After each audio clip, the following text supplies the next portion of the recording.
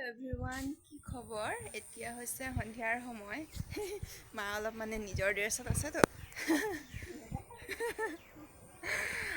আৰু এতিয়া আমাৰ মানে কিবা খাওঁ লাগিছে চাহৰ লগত। পাপাও আহিব এতিয়া ডিউটিৰ পৰা, তো ভাবিছোঁ তাকে কি বনাওঁ।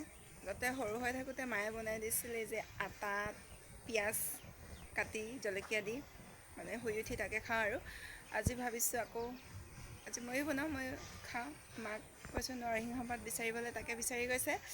মাক মানে এতিয়া দেখুৱাব নোৱাৰোঁ। এতিয়া আমাৰ নৰসিংহ পাত আহি গ'ল, এতিয়া বনাই মেলি খাওঁ ন। আপোনালোকেও খাই চাগে? তাতে সৰু হৈ থাকোঁতে মানে আমাক খুৱাইছিলে। তেতিয়াৰ দিনত আৰু ইমান এইবিলাক নতুন নতুন বস্তুবিলাক নাছিলে ন।